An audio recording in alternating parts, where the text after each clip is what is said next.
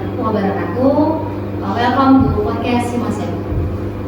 Baik teman-teman, untuk sore hari ini kita akan membahas tentang atau berbincang-bincang tentang topik yang sedang hangat di dunia organisasi, yaitu bagaimana daya tarik mahasiswa dalam berorganisasi. Sebelum itu, perkenalkan, nama saya Maharani. Saya selaku pengurus aktif di Himpunan Mahasiswa Sosial Ekonomi Pertanian tahun 2020. Sekarang kita sudah bersama dengan narasumber kita, Kak Ariansyah SAGR. Beliau ini merupakan mantan ketua umum di tahun 2017. Mungkin lebih jelasnya perkenalan, mungkin saya bisa serahkan sama Kak Ariansyah yang bisa memperkenalkan dirinya. Saya baik, sebelumnya saya sedikit menyampaikan beberapa hal yang sendiri sebelumnya. Pertama-tama mungkin ya bersyukur kita panjatkan atas kehadiran Allah Subhanahu Wa Taala untuk memberi kita sebuah nikmat kesehatan sehingga kita bisa dapat berkumpul di sini di alam acara podcast Himasep. Salam serta salam khususnya kita kirimkan kepada Nabi Muhammad SAW, salam revolusioner Islam sampai membawa Allah pada kita semua. Oke, baik. Semoga beliau senantiasa dalam surganya Allah dan kita sebagai penduduknya setia kepada ajaran beliau. Amin. Oke, langsung saja. Tadi sudah sebelumnya diperkenalkan ya. Nama saya Ariansyah. Saya sebelumnya pernah menjadi ketua umum pada periode 2020. Nah, tentunya banyak sekali yang saya dapatkan terkait organisasi dan nilai-nilai apa yang saya dapat di organisasi sangat banyak. Tentunya untuk diri saya sendiri, untuk diri saya pribadi. Jadi sebenarnya terkadang paradigma berpikir seseorang itu bahwa ketika kita masuk di organisasi kita akan lambat selesai, apalagi memegang posisi strategis, menjadi pengurus di organisasi. Itu kadang saya banyak terima berupa argumen-argumen seseorang mengatakan jika kau berkecimpung di organisasi maka kamu akan lambat selesai.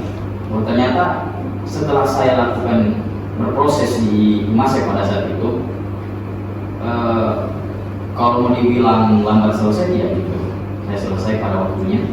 Yang intinya ada niat dan tekad yang kuat pada saat itu. Saya pun lulus 4 tahun 9 bulan, dan itu saya wakafkan waktu saya 1 tahun 2 bulan untuk mengurus organisasi. Karena apa? Saya berpikir bahwa organisasi itu adalah wadah tempat saya bisa berproses. Apabila saya pisahkan antara organisasi dengan akademik, sama halnya saya memisahkan antara ruh dengan jasad. Nah, itu akan mati. Seperti itu. Jadi mindset berpikirnya kita harus seperti itu sebagai seorang mahasiswa, apalagi bilang aktivis. Nah, saya pernah menjadi orator juga di beberapa aksi-aksi yang telah saya dapati. Pernah menjadi korlap dan beberapa aksi-aksi yang sudah saya lalui pada saat itu tentunya membuat saya merasa sampai sekarang ini ingin lagi berkecimpung di organisasi. Namun ada sesuatu hal yang menjadi pembeda saat di kita sekarang ini, bahwa saya sudah alumni statusnya. Nah, jadi apabila saya ditanyakan jiwa organisatoris itu masih membara sekarang. Nah, namun saatnya itu sudah bukan masanya saya sekarang ini. Jadi saya membiarkan adik-adik saya tidak bilang juga mengikuti jejak saya, ambil saja nilai positif yang sebelumnya pernah saya lakukan, yang bisa bermanfaat untuk dirinya kita semua, sehingga bisa menjadi orang lah di luar nanti. Nah, berorganisasi ini juga tidak monoton hanya satu organisasi yang saya geluti pada saat itu. Saya berkecimpung di organisasi eksternal, internal kampus itu hanya Himasep. Nah, Himasep ini menurut saya wadah yang paling tepat untuk saya sendiri. Dan eksternal banyak, salah satunya saya sebutkan, saya pernah berproses juga di HMI. Nah, di HMI ini merupakan organisasi eksternal yang tentunya saya berpikir bahwa ketika saya selesai di sini, saya tidak punya wadah lain. Nah, relasi saya dapatkan di luar itu melalui organisasi eksternal. Internal saya manfaatkan untuk mengurus akademiknya saya. Makanya antara eksternal, banyak orang berpikir bahwa eksternal ini jangan banyak berorganisasi di luar kampus. Ada pernah saya dapat argumen seperti itu, statementnya seperti itu. Artinya dia mematikan karakternya dirinya kita mahasiswa. Nah, kalau sebagai seorang mahasiswa kan bebas-bebas saja mau dia berkecimpung di mana, itu tidak jadi masalah selagi di tempat itu memang kita menuai hal-hal yang positif, nilai-nilai positif yang ada di situ. Nah, itu yang harus kita pelajari, yang harus kita pahami. Tentu adanya organisasi tentu memberikan kita sedikit naik level dibanding yang lain. Saya bisa mengukur setelah sebelum saya menjadi maksud saya belum berproses di organisasi, saya rasakan sekali perbedaan yang saya dapatkan. Awalnya saya masuk perkuliahan itu buruk sekali, apalagi di kampus kan kebanyakan persentase dan segala macam. Itu yang sangat membuat saya tertarik sampai bisa masuk. Kenapa sih kira-kira bahwa orang yang ikut organisasi itu rata-rata vokal di dalam ruangan, apalagi di lingkungan kampus kok. Mereka vokal sekali. Saya tertarik pada awalnya, saya tertarik dengan hal yang seperti itu. Nah, ketika saya coba berkecimpung di organisasi, pada saat itu saya berkecimpung di organisasi eksternal belum internal. Nah, artinya saya tidak takut keliru pada saat maksudnya bukan takut keliru, tapi takut salah nanti di internal kampus toh. Akhirnya saya berproses di eksternal, nah, mempermantap diri di eksternal. Saya rasa cukup, begitu saya cukup ilmu-ilmu yang saya dapatkan di eksternal itu, saya aplikasikan lah ilmunya di organisasi internal. Nah, pada saat itu saya didorong menjadi ketua umum untuk bisa menangkodai sebuah organisasi itu di Maset, dan alhamdulillah pada tahun itu juga saya terpilih dari beberapa banyak saingan juga sih sebenarnya. Nah, itulah proses yang saya lalui yang membuat saya sangat senang juga sih sampai sekarang. Ketika saya selesai, banyak program yang saya bayangkan ketika selesai jadi pengurus pada saat itu.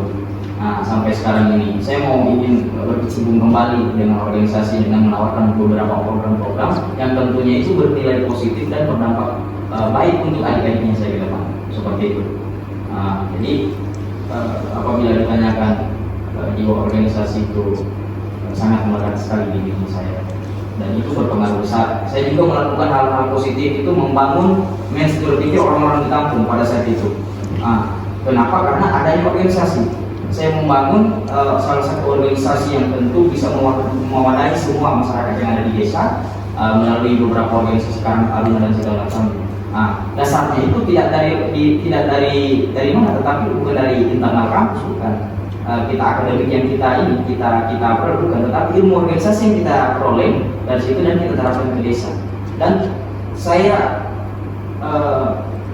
berpikir bahwa kebanyakan ilmu yang saya pelajari ini, pengalaman yang saya dapatkan ini saya terapkan di luar, saya bisa pastikan bahwa 70% ilmu organisasi terapkan di luar, 30% ilmu. Nah, makanya itu saya kadang juga bertanya ke mahasiswa sekarang ini bahwa minat mereka ini sudah banyak sekali mengalami kemunduran, menurut saya mengalami kemunduran dalam organisasi, dan organisasi pun juga mewadahi mereka, sudah menyediakan wadah tapi tidak mau berkecimpung. Nah, kendalanya karena itu tadi sesuai bahwa ada perpeloncoan lah dan segala macamnya.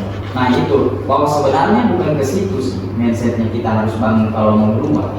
Mau merubah dirinya kita itu ya harus seperti itu.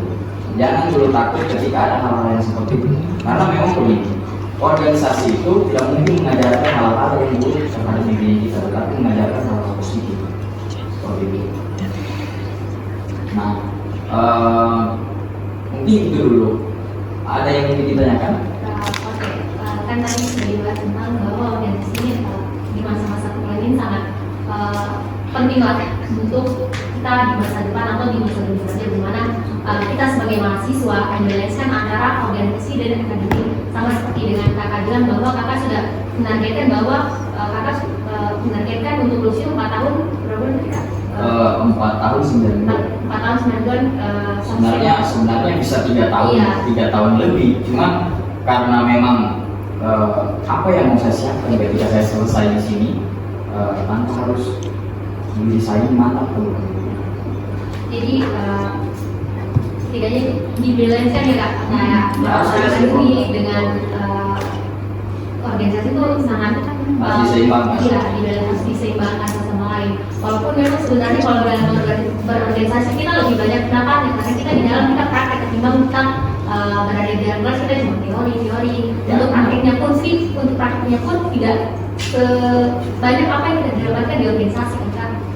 Salah satunya yang di materi perusahaan kita yang tadi kita belum dapat materi itu di mata kuliah, tapi kita sudah dapat duluan di organisasi. Itu menjadi salah satu poin tambahan bagi teman-teman yang berorganisasi. Oke, tadi kan sudah bahas tentang pengalaman kakak berorganisasi, bagaimana kakak menyeimbangkan semuanya di dalam dunia perkuliahan. Kan ini ada stigma tentang tentang perpeloncoan itu kan? Oh iya, saya sempat lihat. Iya, tadi kan sudah dibahas Iya. tentang kakak sedikit. Mungkin bagaimana sih bagaimana tanggapan kakak mengenai stigma tentang perpeloncoan itu kak? Karena itu yang menunjukkan bagaimana minat daya tarik mahasiswa untuk berorganisasi. Saya juga pernah dapat dari beberapa mahasiswa yang magang, dia sempat cerita kayak, kak, ada tidak sih kalau kita masuk materi itu dikasih gitu kayak sudah gitu, dan sedang tidak, insya Allah untuk kita amanah untuk tidak melakukan itu. Gimana sih tanggapan kakak mengenai Baik, saya sempat nonton beberapa postingan yang ada di media sosial. Kemarin itu sempat viral ya, Iya. di media perpeloncoan. Nah, jadi sebenarnya begini teman-teman sekalian, adik-adikku, bahwa ketika kita melakukan sebuah pengkaderan, saya rasa saya juga pernah merasakan hal yang seperti itu. Namun perpeloncoan itu sebenarnya begini, ketika ditanya apa yang bisa saya petik di situ, saya kebanyakan menilai dari segi video itu, saya mengambil nilai positif. Namun ada beberapa hal juga yang memang agak keliru ya menurut saya dalam perpeloncoan itu. Artinya apabila kita mau membangun mental seseorang, ada banyak cara sebenarnya. Harus kayak melakukan hal-hal yang memang kurang pantas lah, kurang pantas. Kenapa saya bilang tidak pantas? Artinya begini, untuk membangun orang itu bisa membangun paradigma berpikirnya itu supaya bisa kritis, kita harus membiasakan dia untuk bisa tampil di depan umum. Ini kalau membangun mental. Nah, saya sempat juga seperti itu. Artinya saya dulu kan saya sinkronkan ketika sebelum saya dikader di himpunan dan setelah saya dikader itu, memang saya rasakan bahwa saya mental saya belum terbangun pada saat itu. Mental saya belum terbangun karena kenapa? Tidak terbiasa dengan lingkungan. Nah itu, karena begini, setiap orang itu sekolah tidak mendapatkan fasilitas yang baik sebelumnya di SMA, di sekolah-sekolah dasar, seperti itu. Dan saya rasakan seperti itu. Ketika saya masuk kuliah, kaget, kenapa ada yang seperti itu? Membiasakan dirinya kita, dan di situ saya rasa beda sekali antara bangku SMA dan bangku perkuliahan. Dan di situ saya petik bahwa memang saya harus berubah. Berubahnya karena kenapa? Saya harus membiasakan dirinya saya untuk bisa tampil vokal di depan umum. Karena tidak menutup kemungkinan yang dikatakan mahasiswa ini orang besar loh, menurut saya hampir setara dengan hak kuasa ya seperti itu. Cuma kan ada nilai pembeda dari kita sebagai seorang mahasiswa, tentunya memang punya wawasan yang luas. Dimanapun kita di wilayah manapun kita berada, kita harus bisa menyesuaikan diri dengan ilmu yang kita peroleh di kampus. Nah, bagaimana kalau kita seandainya tidak ada organisasi juga yang mewadahi kita, yang tidak pernah membiasakan dirinya kita tampil di depan umum. Artinya membangun mental kita. Nah, tidak bisa juga terbangun. Nah, seperti itu. Dan kadang memang ada beberapa orang yang memang harus diwadahi oleh organisasi, dan ada juga memang sudah dari luar dia banyak pengalaman. Nah, pengalamannya kita tidak tahu apakah pengalaman eksternal yang dia bisa aktif. Nah, itu kan tidak kita tahu, tidak menutup kemungkinan. Nah, beda kita memang yang tidak ada sama sekali. Makanya yang tidak sama sekali punya organisasi harus berkecimpung di organisasi. Nah, jangan memikirkan dulu bahwa ada perpeloncoan dan segala macam, bukan gitu. Nah, jadi sebenarnya kalau saya merespon perpeloncoan yang terjadi yang viral di media sosial ini, saya rasa agak berlebihan. Kalau memang kita mau membangun mindsetnya seseorang yang agar bisa kritis dan agar bisa dia mentalnya itu terbangun, yang pertama sering-sering kita memberikan kajian. Kalau saya di organisasi sering ikut kajian. Kenapa? Karena menambah wawasan saya. Karena kalau tidak ada kajian, bagaimana saya bisa berbicara di depan umum? Apa yang saya mau diskusikan kira-kira seperti itu? Sama seperti hal seperti ini. Kalau saya tidak menguasai apa yang dikatakan organisasi juga, kemungkinan saya tidak akan menyampaikan seperti ini. Karena saya lalui, makanya saya bisa berbicara. Makanya antara kajian itu harus diseimbangkan dengan membiasakan dirinya kita untuk tampil di depan umum. Makanya kita harus kuasai apa yang menjadi bahan diskusi dan kuasai panggung, apa yang menjadi keseharian kita seperti itu. Maka dari itu, kalau saya merespon itu agak berlebihan terkait perpeloncoan itu. Kalau memang membangun mental, ya orang harus dibiasakan dengan hal-hal yang positif. Nah, biasakan dia untuk tampil di depan umum, walaupun dia agak gugup atau gimana, tetap paksakan dia untuk bisa terbiasa dengan lingkungan seperti itu. Nah, kalau dalam sistem pengkaderan kan sering juga diadakan diskusi kan per kelompok selama pengkaderan itu berjalan. Nah, maka dari itu seharusnya kalau memang dia mau dibangun mentalnya dia, buat dia sering untuk mengajukan pertanyaan. Contoh, walaupun dia tidak mengajukan pertanyaan, paksa dia untuk bertanya. Nah, di situ kan kita bisa melatih mentalnya kader baru seperti itu ya, mahasiswa baru yang mau berproses di organisasi. Nah, itu yang harus kita mau bangun. Bukan harus dilatih dengan kontak fisik. Nah, itu sebenarnya tidak diperbolehkan sih. Karena era sekarang kita itu beda dengan era yang kemarin. Mungkin era yang kemarin itu memang harus kita ditempa dengan seperti itu, karena memang apa? Teknologi belum terlalu kuat kan, bukan terlalu kuat, tapi belum terlalu maju seperti itu. Makanya kita selaraskan antara era sekarang, bagaimana kita menyusun konsep dalam pengkaderan itu agar bisa selaras dengan generasi sekarang.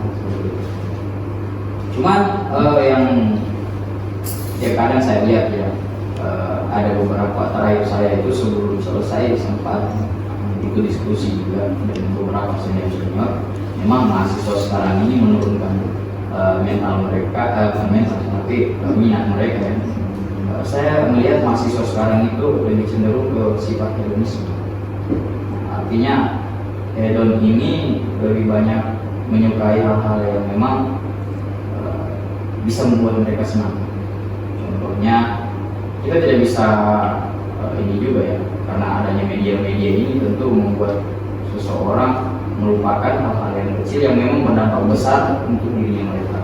Contoh, mereka itu lebih banyak melakukan hal-hal yang memang, apalagi seorang mahasiswa kan, konten-konten yang tidak jelas lah, itu yang saya tidak suka sebenarnya juga. Artinya itu bagi saya, tapi entahlah, memang seseorang itu menggambarkan dirinya mereka senang itu banyak cara sih. Tetapi jangan kita sampai melupakan bahwa kita itu seorang mahasiswa. Nah, dimana seorang mahasiswa ini nanti memang harus selaraskan ilmu mereka ketika selesai di kampus ini mereka kemana. Apalagi saya kadang juga berpikir, sekarang kan saya kerja, dan kebanyakan saya dapatkan seseorang yang selesai kuliah ketika berkecimpung di dunia pekerjaan. Nah, ini yang sampai saya katakan bahwa penting itu organisasi. Ketika kalian bekerja, mau bekerja lama-lama pekerjaan, paling yang ditanyakan itu apa pengalaman Anda? Pasti itu. apa pengalaman pekerjaan. Nah, kalau tidak ada pengalaman pekerjaan, apa kira-kira yang bisa kita nilai jual untuk diri kita sendiri? Apakah hanya ijazah? Ya. Tidak kan?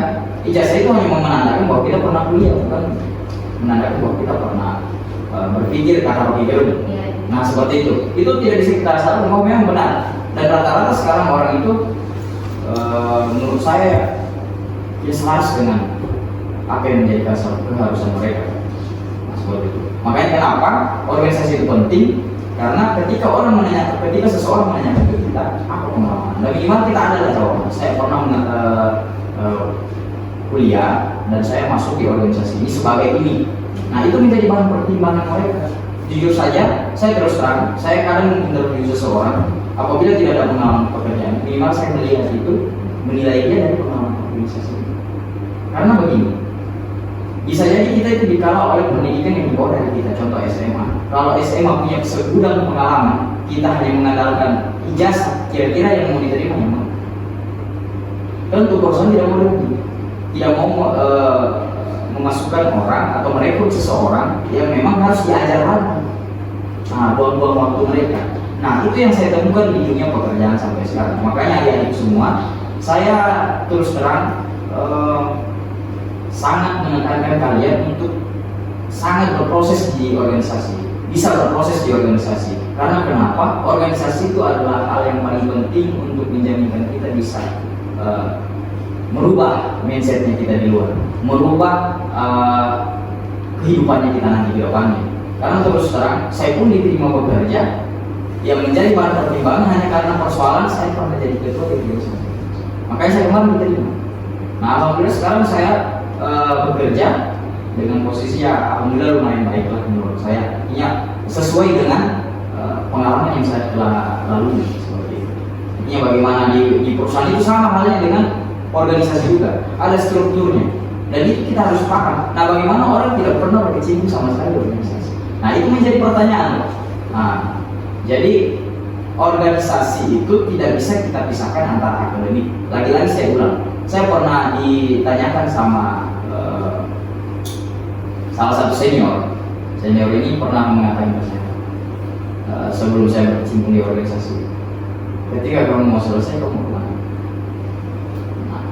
Itu agak berat juga, pertanyaan simpel, tapi kita juga tidak bisa untuk menjawab saat itu. Saya jawab, tapi namanya saya ini belum banyak pengalaman yang saya dapatkan, saya jawab saja seperti ini.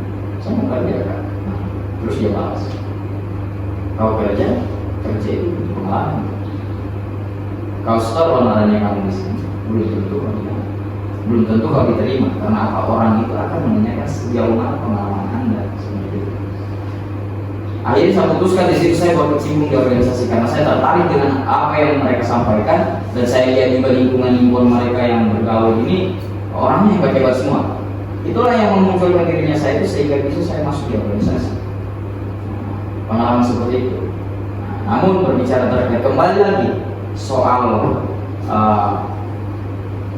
media tadi yang viral, mekanisme pembayaran yang viral di media sekarang ini kan, ya tentu kalau kita mau melakukan pekerjaan diselaraskan saja dengan apa yang menjadi apa yang menjadi tujuan dari organisasi itu sendiri. Artinya kalau kita mencerdaskan, buat mereka cerdas.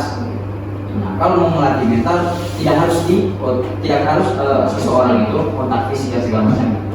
Membangun mental seseorang itu bukan harus baku hantam, bukan. Tapi ada hal-hal yang lain yang tentunya membuat mereka ini bisa mentalnya terbiasa dengan hal yang seperti itu. Yang saya sampaikan tadi, membangun mental tidak harus dengan kekerasan, dengan perpeloncoan seperti itu. Buat mereka terbiasa dengan lingkungan mereka, itu sebenarnya yang tepat. Makanya nanti apabila kalian mau melakukan pengkaderan, buat semacam forum diskusi begitu, ada pro dan kontra. Di situ kita mau lihat mana mahasiswa yang dia punya pengetahuan, yang wawasannya luas, dan ya itu bisa kita klasifikasikan. Kita buat semacam kriteria, oh ini orang yang ini kita bisa tebak. Nah, nanti PR-nya sebuah organisasi itu ketika menemukan seperti itu, kajiannya lagi beda-beda. Nah, kalau dia sudah memang mantap artinya kita buat semacam forum diskusi untuk nanti dalam dunia pengkaderan. Ya, kita kriteriakan mereka ini yang kemarin nilainya bagus, vokal, punya wawasan luas, kajiannya mereka beda lagi. Yang belum ada sama sekali itu yang harus kita berikan kajian yang lebih sering menurut saya. Karena kenapa? Yang saya lihat juga sih sekarang organisasi ya kurang membuka forum-forum diskusi, kurang membuat kajian-kajian diskusi terkait baik masalah situasi negara saat ini seperti apa, situasi lingkungan fakultas pertanian saja kita berbicara. Nah, apa yang kita harus mau ubah di sini? Apa yang harus kita mau sumbangsikan? Pemikiran seperti apa yang harus kita mau berikan ke mereka supaya ini bisa digunakan dengan baik. Saya terus terang saja, kadang saya banyak berdiskusi dengan beberapa, pada saat jadi ketua, saya sering berdiskusi dengan dosen-dosen, dengan lebih tepatnya orang birokrasi lah, terkait keluhan seorang mahasiswa dan sebagainya. Saya pun memunculkan solusi, Pak. Saya kalau bisa buat seperti ini, mahasiswa itu ininya seperti ini. Jadi antara kedekatan emosional dengan baik dosen maupun mahasiswa itu dapat semuanya. Jadi bukan hanya kita fokus di organisasi untuk membangun kita punya ini, tapi harus kita memikirkan fakultasnya kita ini kedepannya seperti apa. Apa yang menginginkan seorang mahasiswa supaya nyaman masuk dalam fakultas pertanian. Itu juga kita harus pikirkan sebenarnya. Organisasi cakupannya luas, bukan hanya berbicara persoalan pengkaderan, bukan hanya itu. Habis di situ tidak. Makanya di kader itu tujuannya kita masuk harus memang betul-betul selaras dengan tujuan organisasi. Nah, apabila kita mau bergelut di bidang usaha, ya cari memang yang betul-betul membangun semacam pengalaman berusaha seperti apa. Banyak senior-senior kita yang sudah sukses dengan ada usaha masing-masing. Contohnya Kak Iqbal ya, dia punya perumahan. Nah, itu salah satu senior yang memang menurut saya orang sukses dari itu. Dia memang menyerap betul-betul banyak ilmu-ilmu dari agribisnis terutama. Nah, sebenarnya sih agribisnis itu menunjukkan nilai tambah ya suatu produk. Dari barang biasa menjadi luar biasa karena ada nilai tambah. Seperti itu sih. Beda seperti itu. Nah, apalagi yang mau tanyakan gitu. Jadi karena kita sebagai mahasiswa dan kita punya wawasan yang luas, jadi bagaimana kita membangun organisasi itu lebih terbangun lagi ke depannya, kayak lebih tidak melakukan hal-hal perpeloncoan lebih, setidaknya dalam pembangunan yang baik itu kita punya cara-cara. Nah, oke baik. Tadi saya ulang lagi bahwa banyak cara yang harus kita melakukan untuk membangun mental seseorang. Yaitu saya poinnya adalah bagaimana bisa mereka ini sering dilakukan dibuatkan kajian. Kalau memang dalam proses pengkaderan itu buat forum diskusi, ada pro kontra. Saya pernah dapat itu juga pada saat saya masuk organisasi. Kita dibuat ada dua ini, baik kaum petani, kaum pemerintah, dan mahasiswa.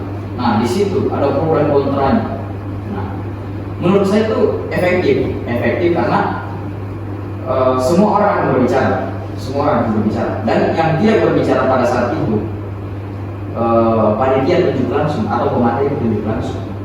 Nah, makanya nanti apabila kita mau melakukan atau menyeting sebuah pengkaderan, usahakan ada nilai-nilai yang seperti itu agar kenapa mereka ini tertarik bahwa memang kita menepis itu pemikiran yang kalau mau dibilang ya agak ini sih salah sih sebenarnya, keliru, bahwa memang berorganisasi itu nanti ada perpeloncoan seperti ini. Tidak, makanya saya bilang masuk dulu baru bisa tahu. Nah, terkadang orang belum masuk mereka bilang perpeloncoan. Nah, itu kan yang salah sebenarnya. Tidak semua organisasi itu melakukan perpeloncoan, tidak semua sebenarnya. Tergantung dia itu bergerak di bidang bagaimana. Nah, tidak mungkin kalau kita mau masuk organisasi, contoh di sini kan ada banyak organisasi dulu alma dan segala, itu tidak ada perpeloncoan di situ selama saya amalkan, tidak ada sama sekali. Kita diajar bagaimana memang menjadi seseorang yang punya pengetahuan juga. Apalagi kalau saya juga pernah mengikuti dulu alma, memang kita diajar bagaimana sesuai basicnya kita di situ dalam Islam, mengaji dan banyak program-program yang saya dapatkan di situ. sama teman-teman. Nah, artinya saya tidak membatasi diri. Selama saya berproses, saya tidak membatasi diri, saya memasuki mana. Yang penting saya berbeda dari yang lain. Berbeda dari yang lain itu, yang saya maksud adalah saya lebih maju dibanding mereka dalam berpikir. Seperti itu sih. Berarti kita masuk dulu ya Kak, supaya masuk dulu nikmati proses, Iya. kita bisa dapat nilai tambah dari kita berkecimpung di organisasi. Betul, sesuai organisasi Iya. Himasep, Social Business. Dan terus terang saja Himasep ini bukan hanya habis di seputaran ini.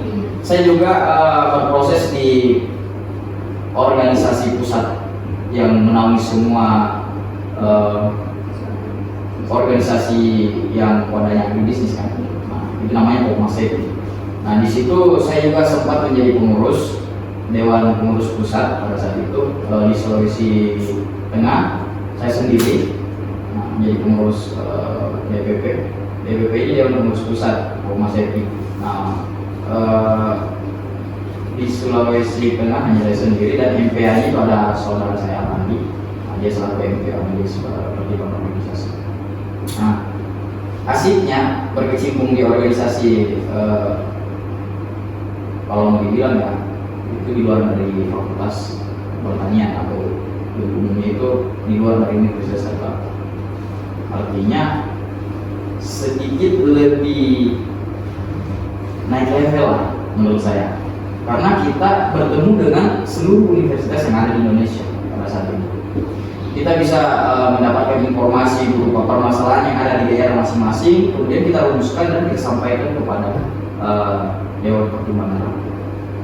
Dan alhamdulillah pada saat itu terobosan kita rumuskan sempat dibacakan oleh orang-orang yang ada di sana gitu, seperti itu. Nah, itu suatu kebanggaan sebenarnya. Kita berkenalan dengan orang-orang besar. Jadi sebenarnya begini, di Himasep itu sendiri kurang apa lagi? Dia menyediakan organisasi selain interkampus, di luar kampus pun juga ada. Namanya itu Himasep. Dia itu menaungi semua universitas yang ada di Indonesia. Kita bertemu teman-teman yang memang baru kan, apalagi di Jawa. Saya sudah berapa kali sampai di sana. Nah, bertemu dengan teman-teman UGM dan segala macam universitas Indonesia yang ada di Jogja, UGM Veteran, Banten, pokoknya semua ada. Nah, disitulah saya rasakan bahwa memang organisasi ini memberikan perubahan yang sangat besar terhadap dirinya sendiri, terutama bidang pengalaman saya. Nah, banyak pengetahuan yang saya dapatkan di situ, yang tentunya saya bagaimana ya, banyak yang saya mau ceritakan. Namun terkadang juga tempat untuk memberi cerita ini adik-adik sendiri juga kadang tidak mau bertanya ke saya. Jadi apa yang saya mau bisa sampaikan ke mereka? Mereka sendiri saja antusiasnya mereka mau bertanya ke kita itu sudah tidak seperti kemarin-kemarin. Kalau di masanya saya senior yang mengalah itu kasih kita kajian. Terus terang ini, bahkan mereka yang hindari kita di angkatannya saya pada saat itu. Nah, justru itu yang coba kita cari sebenarnya. Dan pada saat saya jadi ketua di organisasi sebenarnya pandemi kan pada saat itu. Nah, disitulah letak cara kita memandang organisasi itu luas, dan kita sebagai seorang mahasiswa kan tidak sempit cara berpikir kita, cara membawa bisnis seperti apa. Apabila ada hal-hal yang seperti itu, kita harus cepat berpikir bahwa apa yang kita melakukan untuk program kerja tidak menjalani. Alhamdulillah pada saat itu saya berkecimpung di organisasi dan jadi ketua. Selama itu tidak benar saya dapatkan. Kalau dibilang tuh ada beberapa organisasi yang tidak sampai program kerjanya itu terjalankan, tapi alhamdulillah di Himasep program kerja terjalankan sampai saya selesai masa jabatan.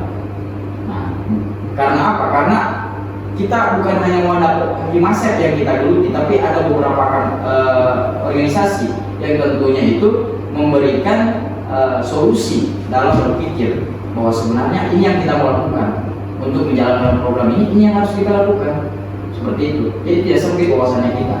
Tambah lagi adanya organisasi luar kampus, contoh Himasep itu mewadahi itu. Jadi kita sharing selama kita mengikuti kegiatan Himasep itu, kita sharing di kampus-kampus besar yang tentunya memang mereka mendapatkan masalah-masalah yang tentu berbeda dengan kita yang menjadi sebuah bahan juga untuk kita bisa diskusikan ke adik-adiknya kita apabila mendapatkan seperti ini, kita harus seperti ini langkahnya kita. Nah, itu yang sebenarnya poin seperti itu yang kita mau coba sebenarnya di adik-adik. Nah, jadi sebenarnya banyak organisasi lebih bagus lagi, tetapi seimbangkan antara organisasi dengan akademik, itu yang harus kita mau coba selaraskan. Jadi kalau ditanya saya selesai, tidak juga lambat sebenarnya, karena memang menurut saya 1 tahunnya itu bonus untuk organisasi, 1 tahun 2 bulan. Kalau mau dibilang 3 tahun, 3 tahun diselesaikan, itu tergantung diri sendiri. Sebenarnya itu yang membuat malas itu bukan karena yang membuat kita tidak selesai itu bukan karena organisasinya yang salah, tetapi kita sendiri karena mengulur-ulur waktu seperti itu. Saya rasakan itu di semester akhir itu, kemalasan itu, tingkat kemalasan yang muncul itu luar biasa itu untuk mengurus skripsi dan segala macamnya. Tetapi bukan berarti yang kita sudutkan di sini adalah organisasi, bukan. Organisasi tidak salah, yang salah itu adalah orang-orang yang ada di organisasi. Makanya jangan kita berpikir bahwa ketika kita masuk organisasi kita langsung selesai. Seharusnya cepat, karena yang mengatur itu kita sendiri, bukan organisasi yang mengatur. Nah itu kan, karena saya dapat dari organisasi, tidak pernah organisasi itu melarang kita urus skripsi, tidak ada. Karena memang organisasi itu bagaimana mengantarkan kita hal-hal yang tentunya melatih pola berpikir kita. Jadi kalau kita sudah terlatih pola berpikir, susun skripsi ya dengan saja sama. Itu sih. Ada lagi yang bisa. Kan kita ini lihat bahwa Milan organisasi kan menyusun. Jadi mungkin Kakak bisa sampaikan kepada teman-teman yang nonton mungkin beberapa hal sih kayak kalau untuk meningkatkan berorganisasi kayak mahasiswa yang buat Milan, mereka turun minatnya karena merasa kayak itu praktikum. Jadi mungkin kayak tips dan trik. Oke. Jadi kalau berbicara terkait organisasi untuk memunculkan mereka punya minat, sebenarnya begitu. Awalnya kita seperti mereka juga. Saya dulu seperti mereka. Banyak hal-hal yang menyibukkan saya sendiri, buat saya sibuk sehingga saya itu jarang tidak pernah berorganisasi sama sekali pada saat itu. Nanti semester 3 saya baru ikut organisasi karena saya rasa aktivitasnya saya kok cuma hanya habis di akademik juga. Nah seperti itu. Seharusnya saya itu selaraskan sebenarnya antara organisasi dengan akademik. Nah tipsnya seperti ini. Pertama, jangan pernah takut bahwa di dalam organisasi itu ada perpeloncoan. Nah kadang-kadang kalau mau masuk ke itu perpeloncoan dulu yang dia bikin. Belum masuk tapi perpeloncoan sudah yang dia pikir. Sebenarnya tidak semua organisasi ada perpeloncoan. Dan kalaupun ada perpeloncoan, saya rasa itu organisasi sudah mulai paham. Nah, seharusnya mereka paham, membatasi diri untuk jangan melakukan hal-hal yang memang tidak bernilai positif untuk adik-adiknya mereka. Nah, seperti itu. Terus kalau ditanya yang lain, pertama jangan takut untuk masuk dulu di organisasi. Masuk dulu. Orang itu kalau mau tahu apa yang di dalam isi rumah harus masuk dulu. Bagaimana ceritanya dia mau berbicara, ada perpeloncoan, ada hal-hal yang seperti ini, tetapi dia tidak masuk begitu. Itu yang fatalnya sebenarnya. Nah dari situ kita sudah harus mengukur bahwa mentalitas ini sebenarnya harus diasah. Saya dulu begitu.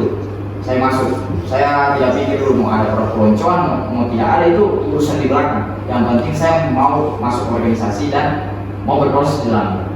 Nah seperti itu. Saya masuk, begitu saya rasa jalan berapa bulan, saya asik dengan materi-materi kajiannya mereka yang membangun cara berpikir saya lebih kritis lagi. Saya suka ikut kajian terus, baca-baca buku, kajian lagi sama senior. Kedua, apabila kita tidak masuk organisasi, kira-kira apa yang mau berikan nanti ketika kalian mau keluar? Apa yang kalian mau pengalaman seperti apa yang nanti kalian mau berikan ketika nanti mau masuk di dunia pekerjaan? Karena terus terang dunia pekerjaan sekarang itu mereka cari orang yang sudah punya pengalaman terus terang. Ya minimal kalau tidak ada pengalaman kerja di contoh di bidang baik perusahaan atau apa, minimal kita punya pengalaman organisasi. Karena apa? Orang yang berkecimpung di organisasi itu dia agak mudah diajar. Karena kenapa? Sudah paham mekanisme struktural. Apalagi kita mau masuk di perusahaan, itu sama saja dengan organisasi. Cuman dia punya tujuan berbeda lagi. Kalau kita di sini tujuannya bagaimana masih bisa jaya terus, kalau di sana perusahaan itu bagaimana bisa maju. Artinya berbicara tentang pemasaran, segala macam itu ada juga perusahaan seperti yang mengatur itu. Nah makanya saya bilang pentingnya organisasi itu hal-hal yang seperti itu yang kita mau tangkis sebenarnya.